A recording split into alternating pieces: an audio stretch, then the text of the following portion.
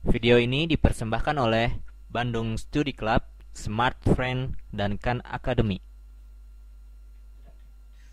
Mari kita bicara tentang respon humoral sekarang yang berhubungan dengan B lymphocytes. Jadi B lymphocyte atau sel B, saya akan coba gambarkan dengan warna biru. Sel ini adalah bagian kecil dari sel darah putih yang dinamakan dengan lymphocytes yang berasal dari sumsum tulang. Dan dia memiliki protein di permukaannya hampir 10.000 dari protein. Saya akan coba menggambarkan proteinnya di permukaan dan saya akan menggambarkan dua saja. Dan ini sebenarnya dia memiliki 4 protein yang terpisah dan ini merupakan protein kompleks. Dan ini dinamakan ikatan membran antibody atau dalam bahasa Inggris adalah membrane bound antibodies. Saya akan membicarakan tentang antibody di kedepannya. Antibody ini berhubungan dengan virus atau flu atau yang lainnya, tapi antibody ini hanyalah protein, merupakan protein. Dan kadang ini dibilang sebagai immunoglobulins. Ini merupakan kata-kata yang sama atau yang artinya setara. Antibody atau immunoglobulins, dia merupakan protein. Dan sekarang sel B ini memiliki membran ini dalam permukaannya. Maksud saya biasanya orang memiliki ini di membran selnya. Dan berbicara tentang antibody, yaitu berbicara tentang antibody yang bebas yang hanya melayang-layang di luar sel seperti ini. Dan sel B ini sebenarnya tiap sel B ini memiliki membran ikatan membran antibody, tetapi masing-masing sel B itu memiliki ikatan membran yang berbeda. Saya akan coba gambarkan satu lagi di sini sel B-nya dengan membran protein dan kita akan lihat perbedaannya di mana. Seperti ini kita punya membran sel 1, 2, kemudian keduanya ini merupakan sel B yang memiliki antibody masing-masing. Yang menarik di sini, dari satu ke sel B lainnya, mereka memiliki bagian variabel dari antibody yang berbeda. Dia bisa mengambil bentuk yang berbeda. Jadi yang satu ini mungkin terlihat seperti ini. Oke, porsi yang pasti adalah yang berwarna hijau, tapi variabel porsinya saya akan gambarkan dengan warna lain. Jadi mungkin ini yang variabel porsinya, porsi variabelnya saya akan gambarkan dengan warna pink. Dan setiap membran antibody memiliki porsi variabel seperti ini. Tetapi untuk sel B yang berbeda, dia akan memiliki variabel porsi yang berbeda. Saya akan gambarkan dengan warna magenta. Dia akan seperti ini. Jadi sekarang kita memiliki 10.000 dari sel B ini. Maksud saya 10.000 yang seperti ini di permukaan sel B kita. Dan semuanya memiliki variabel porsi yang sama dalam satu sel, tetapi dia memiliki variabel porsi yang berbeda di sel B lainnya. Dan ini sebenarnya memiliki 10 miliar kombinasi variabel porsinya. Saya tulis di sini 10 pangkat 10 berarti 10 miliar. Dan variabel porsi ini memiliki fungsi yang sangat baik. Oke, di sini bagaimana kombinasi ini bisa berkembang? Saya akan gambar di sini nukleus yang ada DNA-nya di dalamnya. Dan kedua B sel ini memiliki bibit yang sama. Mereka berasal dari ancestry cell yang sama. Dan haruskah mereka ini memiliki DNA yang sama? DNA, saya tak tertanda tanya karena ini merupakan pertanyaan. Jika mereka memiliki DNA yang sama, kenapa proteinnya memiliki konstruksi yang berbeda? Bagaimana mereka bisa berubah dalam perkembangannya atau dalam hematopoiesis yang merupakan perkembangan dari limfosites ini? Dan dalam perkembangannya banyak terjadi pergeseran atau pengkocokan DNA di DNA codes di sini di bagian dari protein ini. Banyak sekali shuffling atau pengkocokan yang terjadi di sini.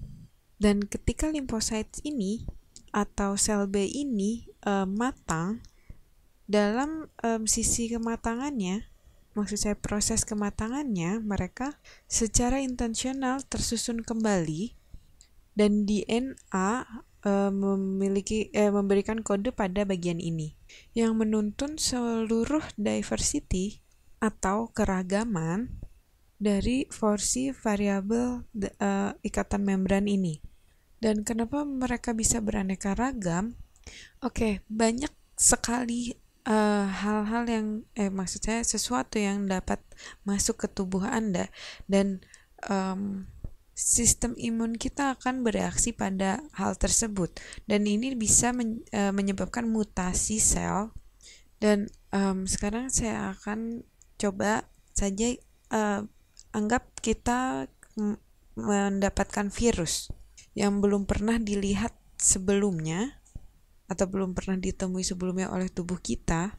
Jadi sel B ini akan menubruk virus ini dan terikat, sedangkan sel B lainnya akan bertabrakan dengan virus ini tapi tidak terikat.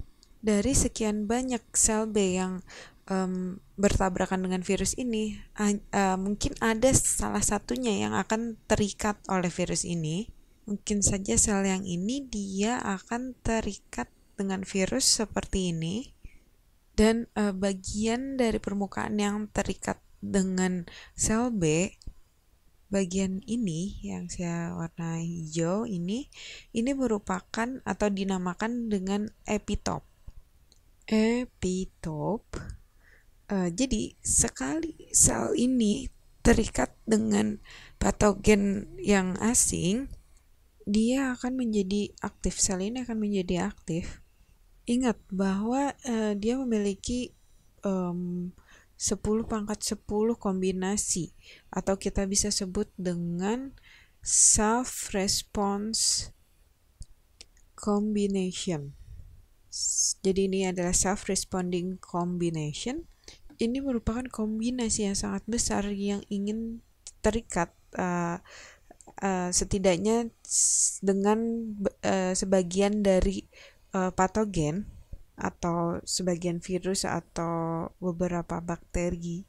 Dan ketika B sel ini terikat dengan patogen, dia merupakan sel yang beruntung menyesuaikan patogen ini. Dan sel ini akan menjadi aktif setelah dia terikat dengan patogen yang baru. Dan agar menjadi aktif, sebenarnya Anda membutuhkan bantuan dari helper sel T, tapi saya tidak akan membahas dalam video ini karena mungkin akan membingungkan Anda. Jadi kita asumsikan saja bahwa aktivasi ini terjadi karena merupakan respon sel ini terhadap ikatan yang terbentuk dengan patogen. Dan sekali sel ini aktif, dia akan mulai membuat cloning atau maksudnya membentuk cloningnya sendiri. Dia akan mulai membagi atau mengkloningkan dirinya sendiri seperti ini, di mana akan ada banyak multiple versi atau multiple variasi dari sel ini.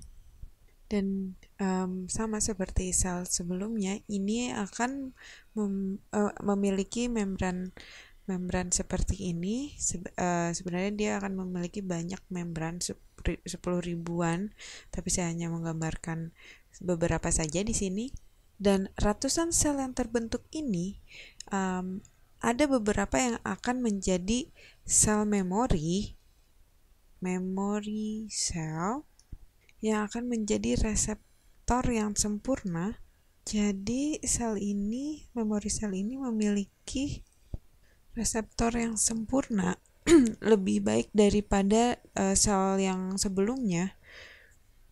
Dan jika tubuh kita memiliki virus ini beberapa tahun di dalam tubuh kita, maka sel ini akan menjadi banyak, dan sel ini akan bertabrakan pada virus dan menjadi aktif. Dan kemudian beberapa sel ini akan membentuk sel efektor.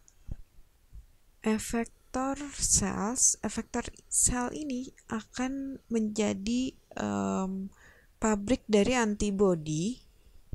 Dia akan menjadi antibodi seperti ini yang terkadang disebut dengan sel plasma, dan ini merupakan atau menjadi antibody factories atau pabrik antibodi. Dan efektor sel ini akan menghasilkan membran-membran sel yang nantinya akan bereaksi terhadap virus tersebut. Seperti ini dia di dalamnya, kemudian dia akan menyemburkan atau menghasilkan si membran-membran ini keluar, sehingga membran protein ini dapat bereaksi atau dapat aktif terhadap virus yang akan masuk nantinya. Dan bayangkan efektor sel ini menghasilkan 10.000 membran dalam sedetik. Dan jika kita memiliki banyak efektor sel, maka Anda akan memiliki banyak sekali antibodi yang melayang di sekitar tubuh Anda, maksud saya di dalam tubuh Anda. Dan jika banyak virus seperti ini, dia akan terikat dengan antibodi yang telah kita hasilkan dalam sel efektor tadi, seperti ini. Saya gambarkan lagi seperti ini. Dan salah satunya akan dapat mengangkat fagositosis. Ini dinamakan dengan opsonization. Dan ketika Anda mengambil molekul atau menyentuh molekul untuk menaikkan dan memudahkan phagocytes untuk memakan semuanya, inilah yang dinamakan dengan opsonization. Dan ketika antibodi terikat pada ini, dia akan mengangkat sebagian dari partikular virus dan membuat virus susah untuk berfungsi. Jadi jika Anda memiliki antibodi seperti ini, dia akan memiliki dua cabang. Dia akan memiliki satu yang beratnya dan satu yang ringannya. Maksud saya sepasang yang berat, sepasang yang ringan seperti ini. Dan masing-masing dari ini memiliki variabel porsi masing-masing yang dapat terikat terhadap epitop dari virus. Dan virus ini akan terikat kuat oleh antibodi ini, di mana phagocytes akan cepat akan lebih mudah memakan virus-virus itu.